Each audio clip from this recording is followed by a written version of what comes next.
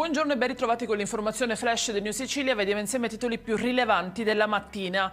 La revoca degli assessori dell'ADC è un atto dovuto, irrinunciabile e inevitabile, lo afferma il presidente della regione siciliana Renato Schifani sulla scelta di rimuovere dalla sua giunta gli assessori Albano e Messina dopo la richiesta della procura di Palermo di arrestare il leader di quel partito, Totò Cuffaro.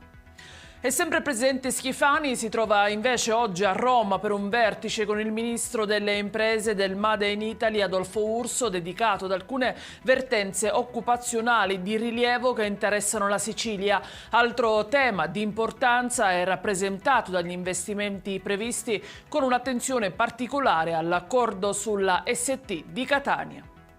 La cronaca con 4 arresti a Barcellona Pozzo di Gotto per intermediazione illecita e sfruttamento del lavoro e violazione delle disposizioni contro le migrazioni clandestine. Le indagini hanno fatto emergere come circa 10 tunisini sarebbero giunti illegalmente in Italia per poi essere sfruttati in 4 aziende del Messinese.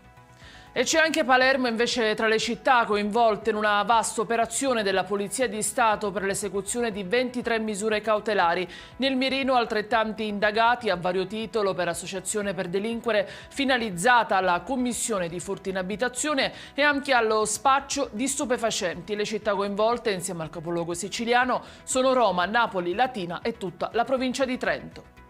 In chiusura quanto accaduto ieri nel quartiere palermitano Sperone, dove sarebbero stati esplosi alcuni colpi di pistola, 3 per l'esattezza, quelli che avrebbero raggiunto un appartamento al primo piano di via Generale Enrico Pezzi. A chiamare le autorità alcuni residenti e il proprietario dell'immobile.